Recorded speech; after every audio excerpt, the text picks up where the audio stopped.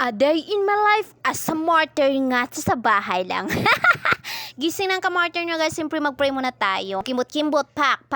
Pagkatapos nan magpunta sa lababo, pagkita nyo wala palang tubig. Ay nako, magpunta muna yan sa Manila para lang magkuha ng tubig. Oh. Tingnan nyo, inaantok pa yan. Tiris lang, oh. Tingnan nyo, medyo malayo ang tubig namin. Andun pa sa Manila. Char! Joke. Magkuha ng tubig at saka dalhin sa lababo, guys. Tingnan nyo, medyo mabigat sa dibdib, eh. Kaya yun guys, magilamos mo ng kamarter nyo at mag-toothbrush this morning para ma-refresh yung mga ngipin-ngipin natin. Tingnan nyo ang ngipin niya, pak, ang linis na. At pagkatapos magsuklay mo na guys. Pagkatapos na magsuklay, pinuntahan niya ang manukan niya. Welcome to my manukan!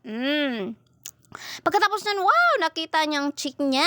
Wow, transfer ko kasi siya guys. Kasi alam nyo, pag andun yan, kainin niyang ng daga. Hindi siya pwede magstay doon. Yun yung linisun ko guys. Kasi by next, mangingitlog na naman yung iba. Tingnan nyo. Oh. At pagkatapos na maglinis na ako ng kaldero namin guys. May once a year lang yan linisin eh. Ngayon, nalinis na guys. Pagkatapos maglinis, magsaing tayo. Oh, magsaing tayo. At syempre yung first tubig niyan, higasan ba? Oh, iyabo mo na yan ba? Iyabo. Pag umani magyabo, nasukdan mo asa kutubiyang rice. So, ngayon, gitak-ang na natin yan. Pagkatapos natin yung itak-ang, mga tayo, guys.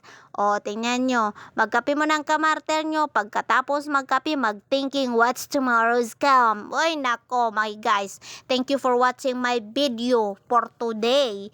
And bye! Kape tayo, mga kamarter!